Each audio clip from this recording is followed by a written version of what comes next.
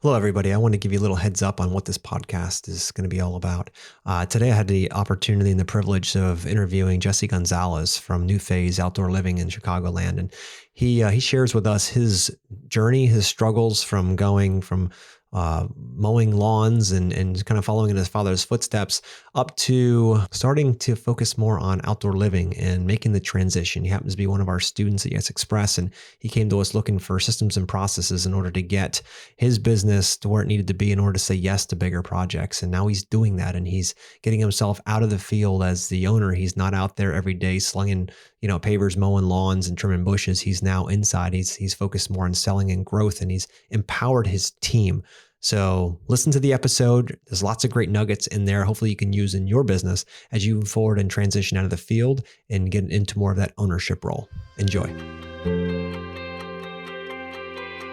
Hello, and welcome to Outer Spaces, a podcast dedicated to empowering designers and contractors in the outdoor living space. Through this show, I hope to create a powerful resource for you, someone who is trying to grow their company but might not have all the tools and processes to do so. On Outer Spaces, we're passionate about breaking the chains of small mindsets and helping contractors just like you take control of their businesses and their lives.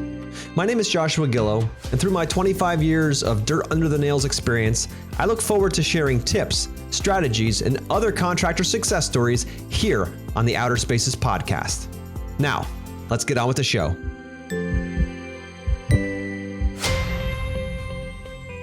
Hello, and welcome back to the Outer Spaces podcast, sponsored by Yes Express, where we get more yeses from ideal clients with less stress for you than you ever thought possible. So that's what we do. We love to do it. And today on our podcast, we're going to have Jesse Gonzalez. He's out in the Chicagoland area. He's the owner of New Phase Outdoor Living, a father and a husband, and just an overall amazing man.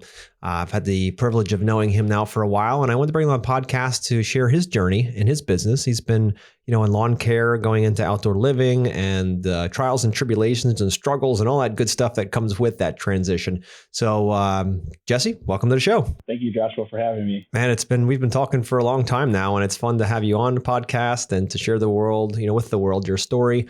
And so why don't we start out in the beginning? How did you get into this outdoor living world? Where'd you come from? All that good stuff. Tell us the background before we get going. Oh, man. So I've been doing landscape maintenance for the last 13 years. And I always, love seeing the hardscapes, seeing the patios and seeing the cool features. So recently around 2018, 19, and I'm joining some groups, and that's where I ended up seeing Cruz and seeing all his work and seeing, him building amazing outdoor living spaces. And I'm like, I want to get into that. And I wrote down something that I wanted to give him in 2020.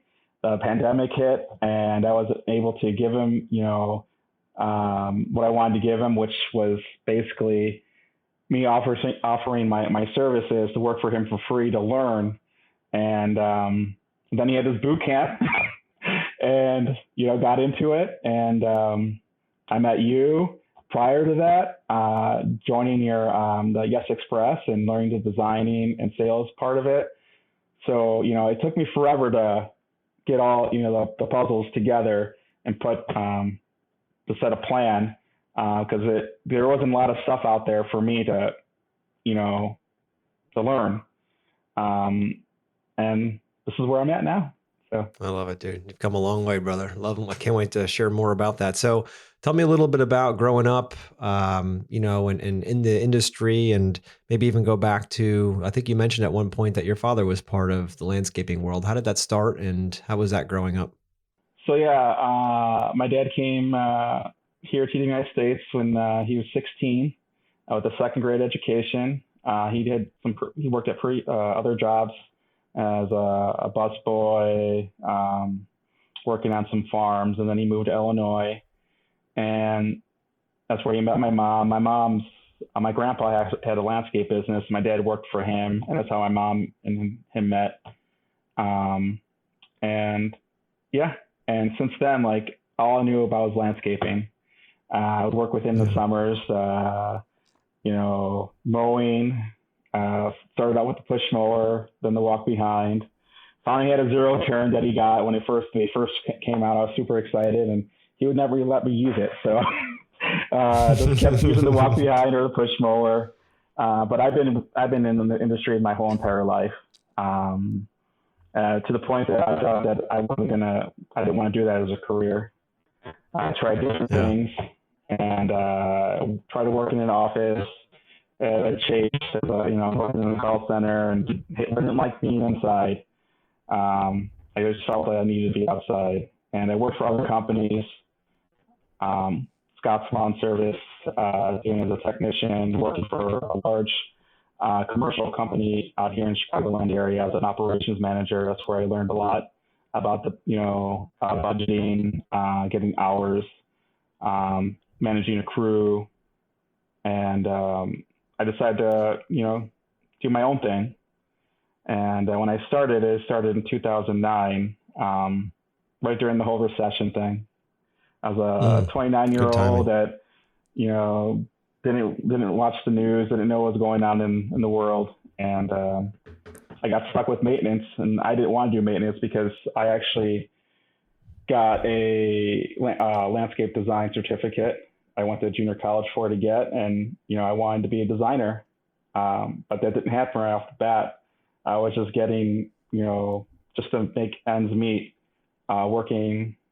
Doing maintenance, cutting lawns, ended up doing those foreclosure type thing deals, and just cut any lawn to make some money to pay the bills. And I just got stuck with it. Yeah. Yeah. And what happened when you went to your dad to ask for some help? Oh yeah. It's been tough because a lot of people, didn't seem to want to help. And now, and my dad was one of those people that, I would ask him to help me on pricing and stuff. And at the time, he still had his own business, and he was really busy himself. And it'd be difficult to even try to get him to even help me look at a property, let alone, get, a price suggestion. So I started asking him questions like, if this was your project, what would you charge for this? Or if this was your lawn that you're in, what would you charge?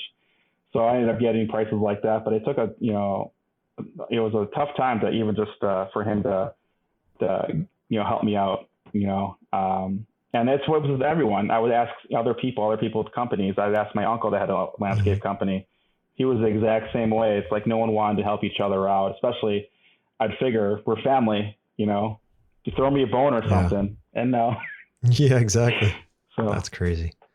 That's amazing. And that was the way it was, dude. I know when I've been in this industry 25 years now, and it's in early days, man, you'd walk into a supplier and it would be like you're walking into a saloon out west. Like everyone's watching each other. They're all grabbing for their guns. Like we would never tell people what we're buying or where it's going because they might come in and try to steal our project. Right. And that was just the mindset back then. Thank goodness I didn't have to grow up through too much of that. Totally at the end of it, thank goodness. But that's what it was in the beginning. And, I kept thinking there has to be a better way. There has to be a way that we can help each other. There's plenty of work out there for everybody. Why are we trying to be so coy about helping each other? And, I love that the world's changing now and everyone's sharing a lot more, but hey, you can't blame your dad for being part of the generation that it was, you know what I mean? And it's crazy though. So obviously you've been doing this 13 years now and in the lawn care and making the transition into outdoor living. What kept you in the game so long, man? Because I know lawn care can be really, really tough and very, very razor thin margins, if any. You're working your ass off. You're always fighting the weather. You're fighting the clients. You're fighting all of that stuff. So what kept you in the game so long? Getting accounts. I got more into commercial maintenance, and a lot of it was just through referrals. And we had enough work to keep busy. But I wasn't really happy with it. I felt that I knew I could do more. I wasn't satisfied. I knew there was more that I could offer, and offer our customers, but also for myself as a person. I feel like I wasn't giving my full attention to the business, and the possibilities of growth personally and professionally. Yeah. Did you find that you spent most of your time just trying to service those accounts and not much time working on the business, or did you find time to work on the business? Like, how did that look in those years? I was too busy working in the business, not on my business. Yeah. Yeah. I always, felt that I had to be always out there. The customers were always waiting for me to be out there. If I wasn't there, I'd definitely get a phone call. Why is Jesse not here? Mm-hmm. And they would expect a lot from me and give me, getting these weird phone calls in the middle of the night, someone thinking about their lawn at like 12 o'clock in the morning, texting me saying, what time are you guys coming today? Or, I need to get cut bi-weekly now. It's like, great, or skip it because the grass is dry, or having the painters come. I'm like, so in the morning I would wake up and try to reschedule everything. And it just took a lot of time away from, working on the business, but most importantly, time away from my family, because I would then go out and do estimates right after work, or, stay longer on a project if it rained, that slowed us down, kept us behind schedule. So it would eat away from me. Yeah. Slowly but surely, right? Yes. Especially those midnight texts. Now, Jesse, be honest. Were you ever guilty of responding at midnight or 1 o'clock in the morning when they popped up just to get them done? Or are you somebody that's got the patience to wait till morning? No, I wouldn't be able to sleep if I couldn't text them back. So I would text them back, and a lot of them were surprised. Oh, you would? Okay. Yeah, a lot of them would be surprised. Yeah. But the longer I got into the business, the longer, as an experienced business owner, and, just the frustrations, I would, reach my limit and just completely ignore them, to the point that I would not even respond to their text messages at all, not even, the next day. So then it just started, I started getting like resentment and like hatred for my work and to the customers, and I wasn't I wasn't happy. And then they would also carry over to my family too. My employees didn't seem to really care, or, if I were to, focus on another job or see a customer while they're working, the quality of work wasn't there. So it was just a complete mess. It was starting to fall apart really fast. Okay. And that's no fun to see something you've worked for many years all of a sudden start to fall into disarray. And, you think that you're going to hire people and they're going to just take care of it for you automatically. And you're just going to walk away. It's not the old adage, right? We're going to be just, all right, cool, just hire people. They'll do it for you. And then you realize, holy shit, like I actually have to train these people. They need a leader. I got to become a leader. Like I'm used to just leading myself and I'm not that good at it. I mean, I'm speaking my own story here, guys out there listening. I'm not making fun of anybody. I had to realize really quick that in order to lead people, I had to, become a leader myself. And that, requires you to be more focused on how you can, systemize yourself or systemize your business in a way that you can hand those step-by-step pieces off to somebody else. So Jesse, take us through your transition there from, I know, we talk, so I know these things, but, from where you really couldn't trust your employees until now, I mean, it sounds to me like you've kind of turned a corner and it's the other way around. So how did you make that transition, and what struggles did you go through to get your guys out there to be more self-sufficient and autonomous? Yeah. I realized it in 2020. My right hand man that was with me for a long time, he passed away, and wow. I felt that like, holy cow, like what am I going to do now? And just I ended up getting some other workers, and thinking that oh, you have experience, okay, I let them go, and it just ended up being just a big mess. It actually opened my eyes up more. And what I needed to do, and if I'm going to have these guys want to work with me, because I have two young men working with me right now, and they didn't really care coming into work. I had to tell them every little thing, every little detail on the job site, and if I wasn't there, it was just like, chickens with their head cut off. They're just going around in circles, doing whatever it is to make them look like they're doing some work. If I needed to grow, so I needed to give up some control, and no one's ever going to do it better than me, and I'm like, these two knuckleheads are going to do better than me. So, but I had to do something that had to change, and I started talking to me more about it, and I ended up giving some more control and giving him more access to like certain things that I would never give, like scheduling or the timesheets that they're able to do, or getting to know other customers. So I let one of my he's my right hand man now. More control, more freedom. Listen to him. I let him start the project from start to finish, and just believing in him and taking him to events. Because I always said, if I take them somewhere, I'm going to pay for it, but they're going to get all this knowledge, and then they're going to end up leaving me, and I wasted all this money, and I'm going to start from square one again. But I think doing that, he started to realize that I'm starting to believe in him, and he's starting to see that there's more possibilities of him running the business as an operations manager, or even a project, which he's doing right now. They're doing a fantastic job. And That's I awesome. haven't been, dude. I'm gonna. What I love about it, dude, it's 1 p.m. Eastern on a Tuesday right now when we're recording this, and Jesse's in the office talking to me on a podcast instead of out there throwing papers around or mulch or anything. And he's like, yeah, the guys are doing a great job. And this is not the Jesse I met a year ago. Oh no, that was very different Jesse back then. No, I would have been like, sorry, dude, like, can we do this like on a Sunday or something? Like, I wouldn't be able to talk to you, and I'd be really stressed out. And they've just been taking control. Like, I haven't gotten a phone call. Like, I got phone calls from them, but there isn't any, like, there's issues. I give them everything that they need. I ask them every day, like, are you guys doing okay? What's going on? And I do stop by the job site here and there. I just take some pictures. And they're doing great. The customer is really happy. She enjoys talking to the guys, and it's a new thing because she'd always see me there doing other projects and making sure that I'm on site. But I told her, like, this is a new thing that we're going to be doing. But yeah, just believing in the guys and taking them, to get training.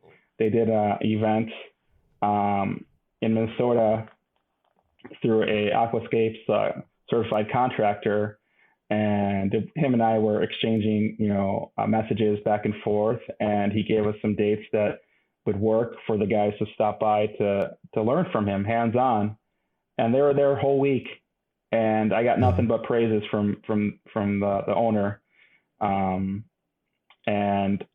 I was really proud. I felt like a proud dad. They're young men, but they just giving them that, I'm letting them know that I believe in them, and giving them that I trust their ability to get the work done, but also I get to listen to their ideas. And a lot of them are better than mine. Like, I never knew that I would be able to do this. Like, I would never thought I would give control and accept it. But it's like the best thing that's ever happened to me, man. I wish I would have done this a lot, sooner. Maybe a lot of people would have stuck around. Maybe I wouldn't have these headaches. And I know I probably would be a lot farther than I am right now. And we'll get there. But yeah, it's just something new that now, and I know Elliot, that's one of my right-hand mans. He's looking forward to someday do some sales. So I was like, let's go. Nice. Let's do it, baby. Let's go. So, Jesse, I love your story, and that's why I wanted to bring on a podcast here. So listeners out there that are struggling with getting themselves out of the front line of the, going out into the field and working and all that stuff, and would rather work on the business than in it. What are some points, some tips you can give them that you found on your journey in order to finally let go of the control side of things? I know that when I first let go of control, it was nerve-wracking as hell. Like, I'm not in the field every day. I'm not there to hold. What if they make a mistake? What if they drive the excavator through the house? I'm like, what if they get the wrong stone? What if they don't listen? What if they don't follow the directions? Like, there was 1,000 what ifs that could possibly pop up. And eventually I just had to relinquish control and trust.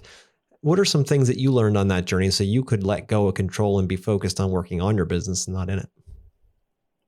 It's a lot. You have to believe in your guys. You have to ask them what they need. Be transparent with them. Ask,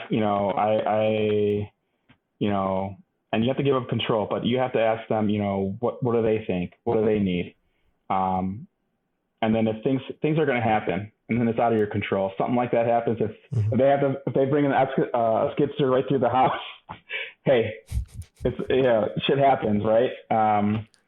You're gonna have to live with it, Just make sure that everyone's okay, everyone's still there, and things like that could get repaired, and hopefully you have insurance.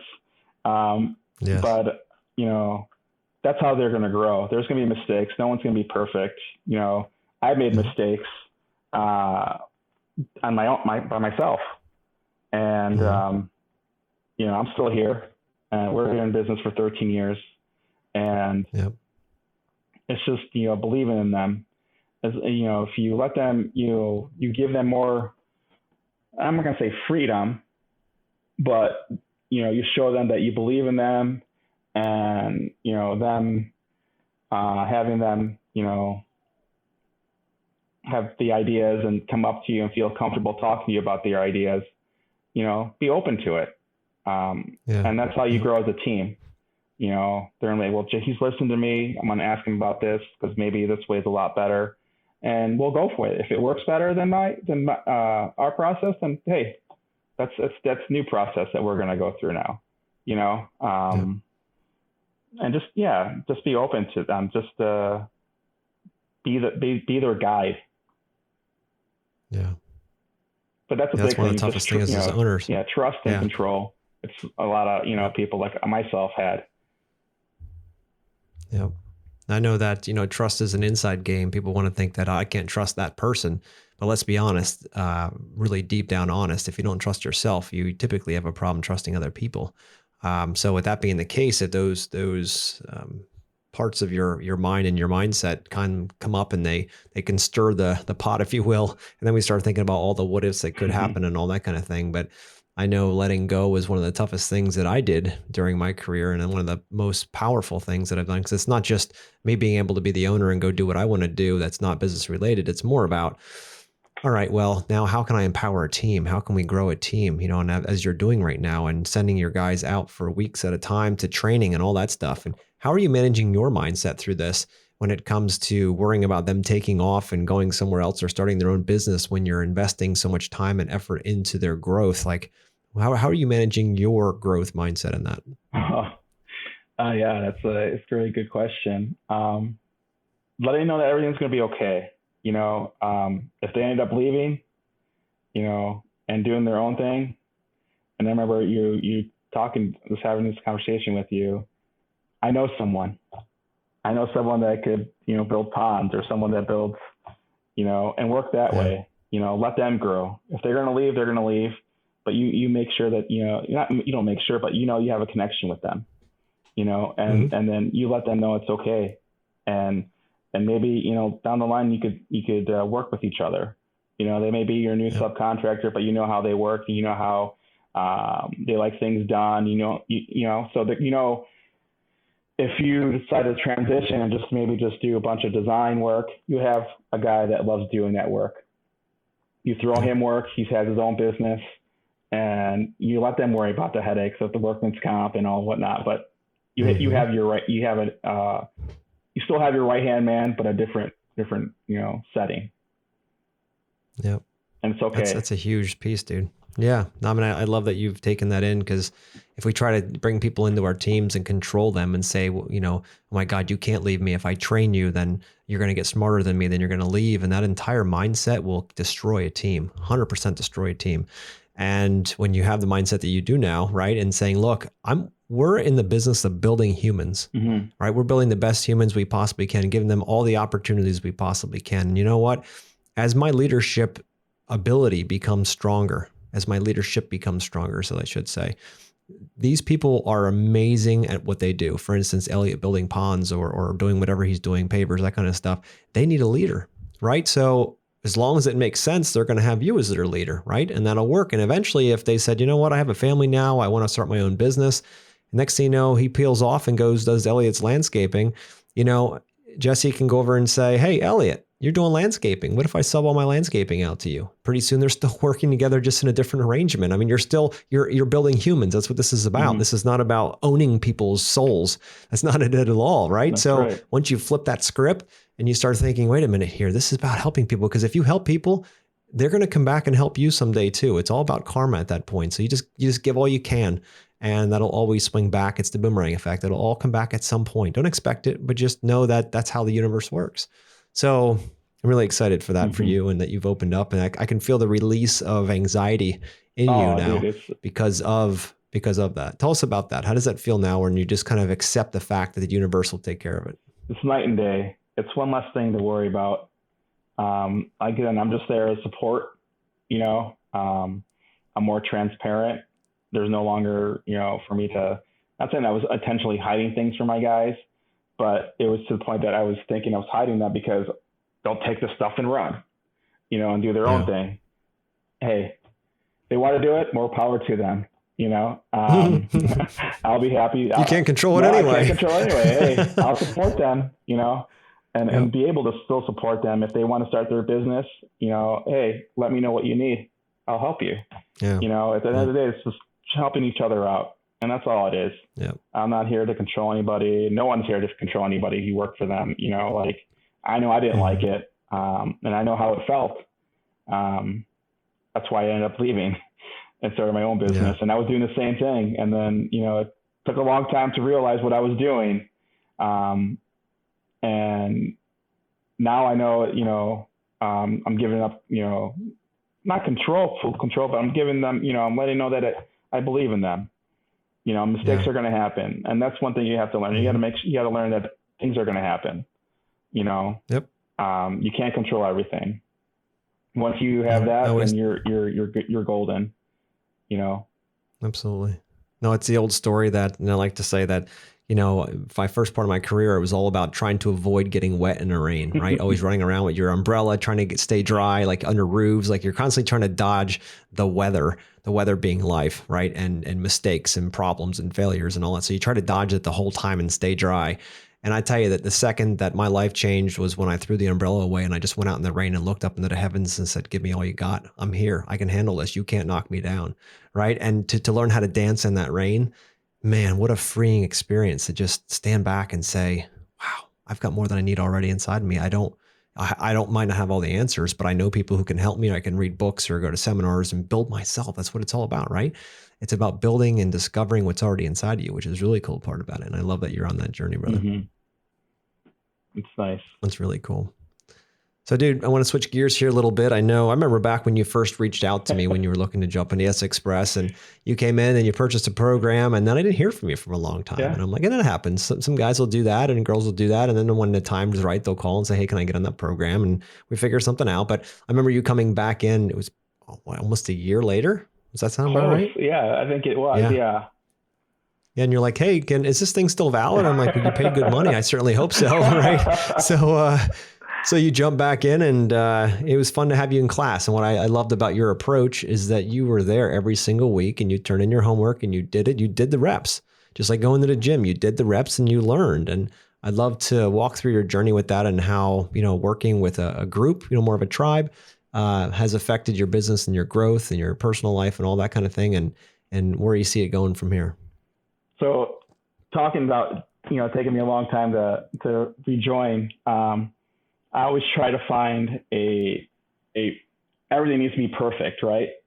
And, this needs to happen. This needs to happen. I don't have time for this because work's going to start, beginning of the season. And then I have to get this, all this stuff. And towards the end of the fall, I was like, I already hit like a wall, and I'm like, I can't keep doing this. I'm like, you know what? I still have the sales training and design training. I try to log on, and I said I needed some access. So I'm touching base with you. I'm like, hey dude, couldn't sneak in. I couldn't sneak in, and you got me back in, and I think it was like a week later, a new class cycle was happening, and I was scared shitless, man, because it was Zoom. I didn't know I had to do some role playing. Yeah. And it was nerve wracking. And that's Yeah. one thing that I needed to fix about myself is being uncomfortable. Hmm. And it took a long time for being for myself being uncomfortable.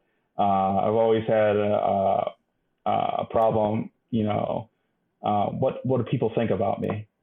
Do I Hmm. talk funny? Do I look, a certain way that, people might, make fun of or whatnot. So I've always was concerned about other people's opinions of me. And Hmm. this basically like broke it because everyone was in the same boat as me. People were struggling doing the role playing.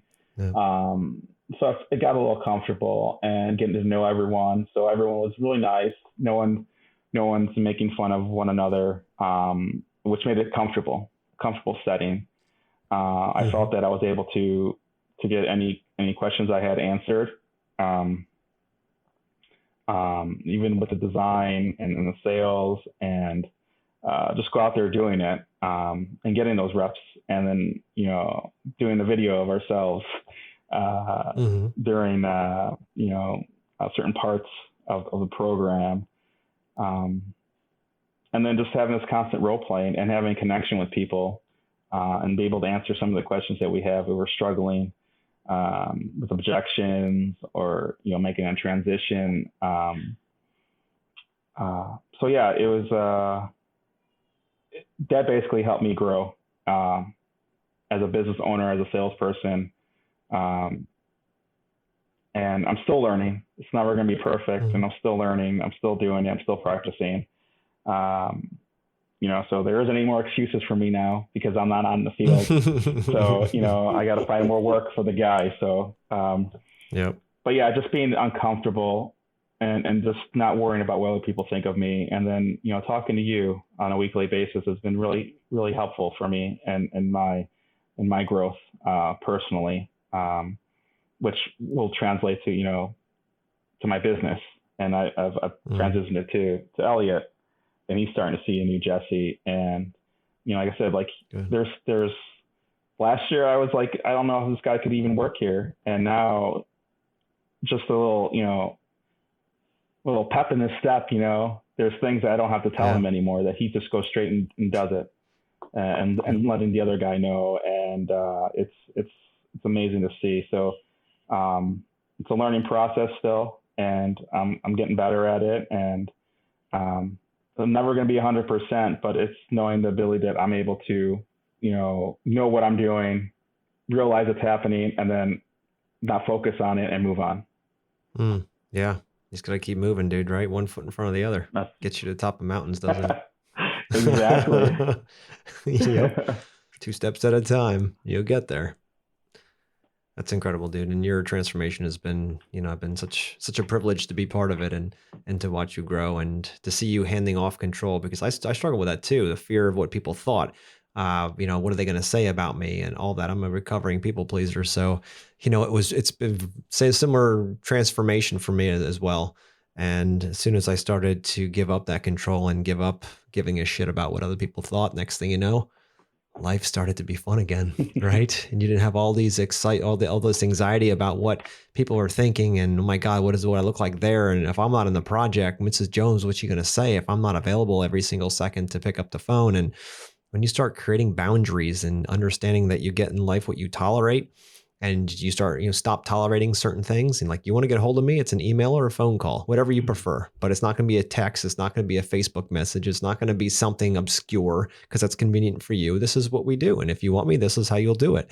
And it's amazing how people line up and do that, and they won't send a bunch of crap over to you if it's a little bit more difficult for them to do that, right? Mm-hmm. Maybe they just hold their breath for a little while and they see that what they're worried about disappears. Maybe it's, the paver angle isn't the same. Once they see it all laid out, it makes perfect sense. And then they're like, okay, cool. And that's a whole phone call you didn't have to have. But, the reality is that we can't control what people think. We can only control how we react to it. We react to it. We can't control what they do. So we have to know that each day working on ourselves and growing and understanding systems and processes and building them all the time keeps building that momentum forward to conquer the mountain of life. Right. So it's just constantly moving in that direction. But dude, you've come a long way, and I'm so excited to have you here in a podcast to share your story. And so what's next for Jesse Gonzalez? Oh man, a lot of things I want to do still. I want to grow the business. I want to be able Mm-hmm. to start a portfolio like master plan, like Cruz, like Mm-hmm. Dwayne, like all you guys. Like I want to be known as one of the top companies here in Chicagoland area. Sorry, Cruz. I have a long way to go, but yeah. Um, but yeah, I want us to keep growing. I love the business. I love the outdoor living spaces. I Mm-hmm. love creating, um, and just building a team from that, and having giving Elliot some more work and help, and building a better process system. Because there's never really been a system with me in my business, and just I told him over the winter time, let's really sit down and create a system that's going to benefit, the business. And Mm-hmm.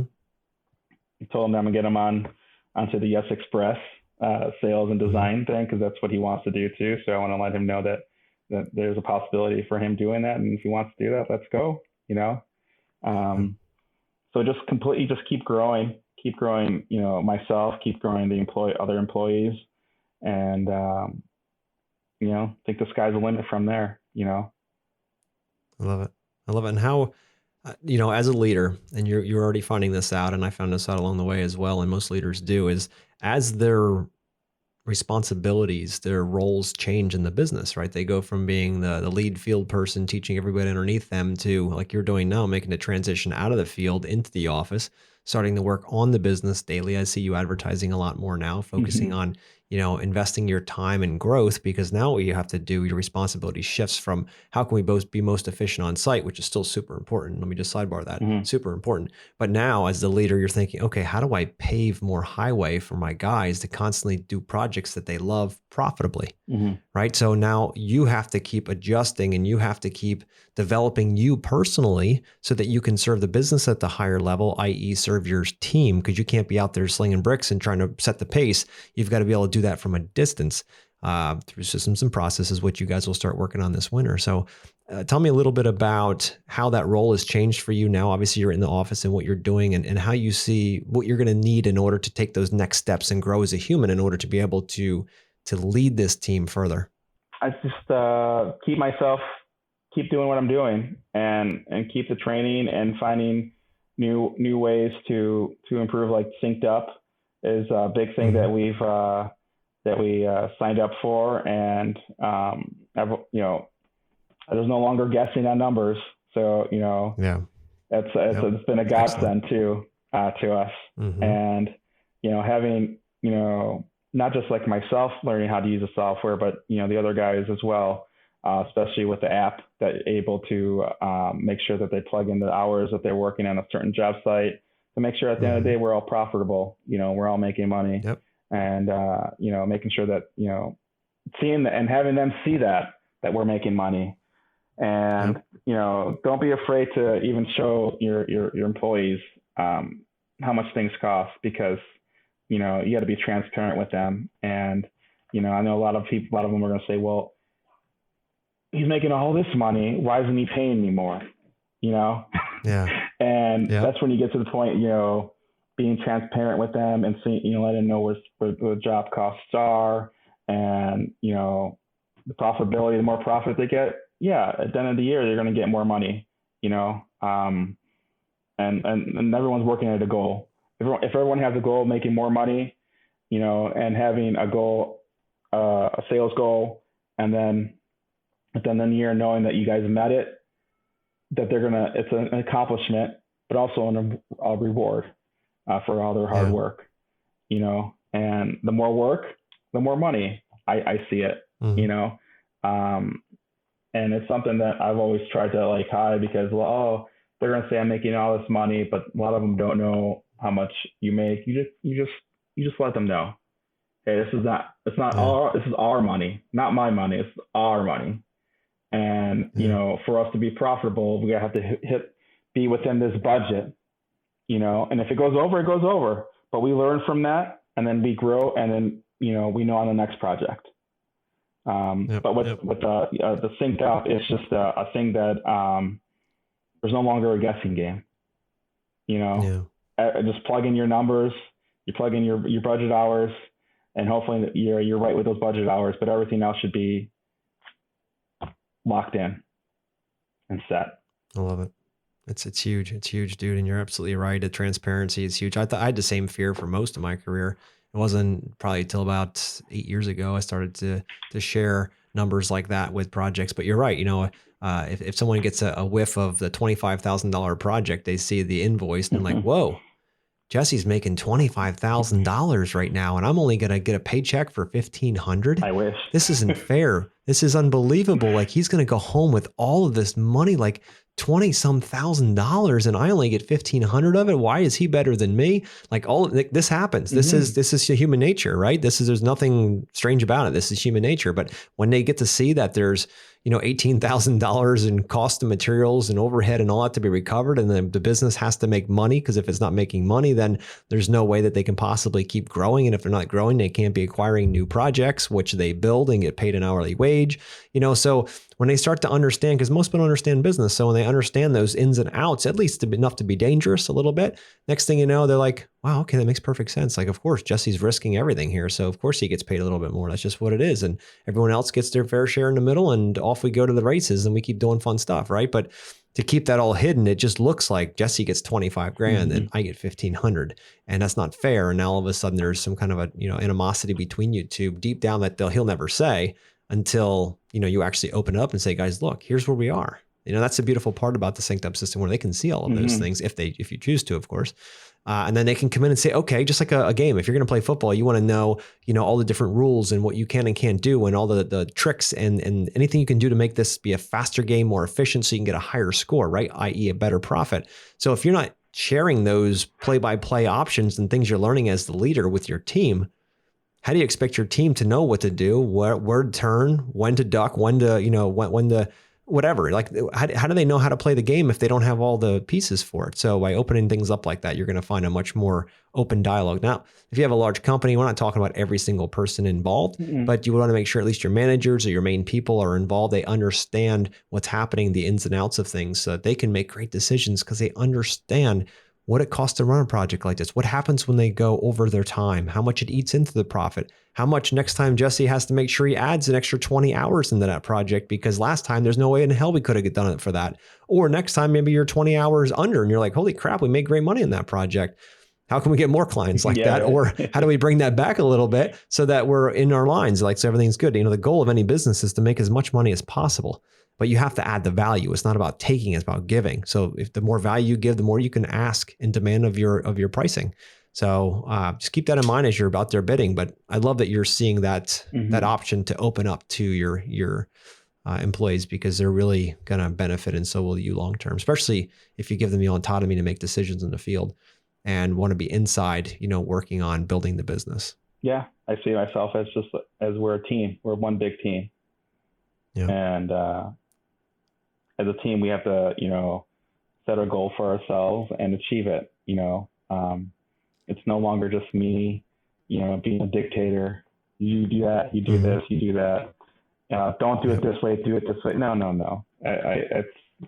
That's a mistake that I've been doing for years, and it doesn't even work. Yeah. So tell me a little bit about how winter might be different for you this year. So it's a new thing. I've been working winter for I don't know how many years, longer than my business. I'm taking off. I'm not going to be on. We're still working as a company, but I'm not going to be working in it. Elliot. When you say in it, like when you say winter work, like what were you doing snow mostly plowing. That you won't be doing so now? We do okay, got snow plowing. It was mainly a lot of commercial accounts, even just salting. Sometimes, there would be a little dusting or something. We have 0 tolerance sites, and we would go out there and in the middle of the night, get the skid steer ready, warmed up, get a scoop of salt and put it in, in the truck and in the bed and go, do that for some time. And it's just time consuming. And I would do that because I was like, I don't want to wake up the guys. I'll just do it myself, or I didn't want to spend the extra money to do that. And I said, fuck it.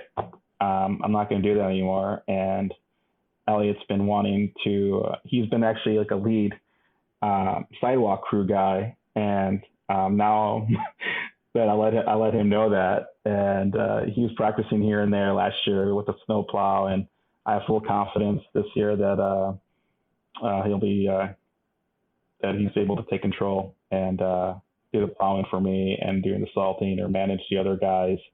That I don't have to wake up in the middle of the night and make all these phone calls. Yeah. Guys not wanting to show up or not picking up their phone. And, but I'll be there for him. I know it's going to be a learning curve and I'll be there.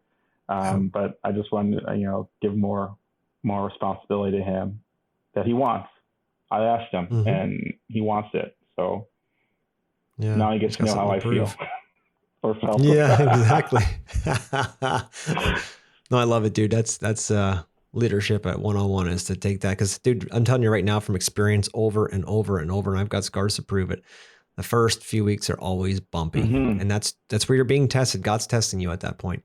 And he's saying, okay, well, do you have the nerve to handle this? Are you mentally capable of handling something very different? Because it's easier when you're controlling that truck and you're driving it and you're filling those salters and you're spreading and you're doing it because you can control yourself a little bit more. But having to trust others and then control from a distance, and not the control side where you're on every little detail, but having to manage is a better word.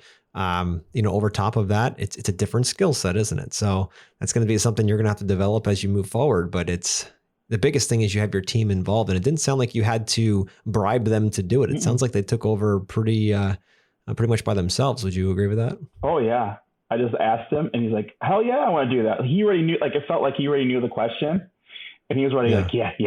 Like I didn't have to say anything else. I love it. So good. So Jesse, I really appreciate our conversation as always, and hope the listeners learned something today about transitioning out of the owner in the field into the owner that's working on their business, at a distance, and making that transition is huge. And Jesse's doing that beautifully right now. I'm so proud of what he's doing. And so Jesse, if somebody wants to reach out to you to ask you questions about how you're making the transition from the lawn care and snow into, well, not doing that personally anymore, and then also design build where you have teams that are you're building that are doing that for you, how can they reach out to you? Oh, they could find me on my Facebook, even though I know there's a billion Jesse Gonzalez's. I'm the most handsome one out there, by the way. No, I'm just joking. No. I'm on some of the Facebook groups and stuff. I don't know exact, profile number or anything like that, but what about an email address? Yeah, you could reach me at Jesse G@newphasedesign.com. Cool. That sounds awesome. So yeah, anybody out there listening that's curious about how he's making that transition after being 13 years in the business, reach out to him. And I'm sure he'd be more than happy to talk to you about what he's learned and help you grow as well, because that's what it's about. It's constantly helping each other light somebody else's fire, and then they can light somebody else's fire, and the entire industry grows that way and becomes a much more beautiful place to be and to grow and to do all this. We don't do all this just for money. We do it for the ability to provide a better lives for our families and to know that we left a lasting impact in this world and that we actually matter, right? So we get to do it in the most amazing way with nature and creating spaces that people can enjoy and families can enjoy for generations to come. And every day it's a blessing and a privilege to be part of this. So Jesse, do you have anything else that you want to bestow on our listeners before we wrap up here? No, the big thing is, you could, reach out to me or anybody else. Like, I know everyone's willing to help now, and I never had that. And for me to help someone, especially if they're starting out or have any issues, I'll be glad to share some of my experiences with you and, create a friendship and some networking and help each other out. I love it, brother. As always, thank you for your time, and thank you, listeners, for listening in here on Jesse's his journey. And from now on, we're going to be bringing on even more people like Jesse that have real life stories in the trenches out there in the world of outdoor living, that they either made the transition from lawn care into outdoor living, or they're in outdoor living, whatever it might be. But they're going to be coming on the show in order to share their struggles and what they've learned so far throughout. So hopefully you can fast track your business to go faster. We're going to talk about sales. We're going to talk about design. We're going to talk about mindset. We're going to talk about all of those things in order to make sure that you're well-rounded enough to go out there and absolutely give your clients the very best solution that you can possibly do it and make the most money possible, because the more money you make, the more impact you can have in this world. So thanks again for listening. Jesse, appreciate it. And we'll talk to you next week. Peace out.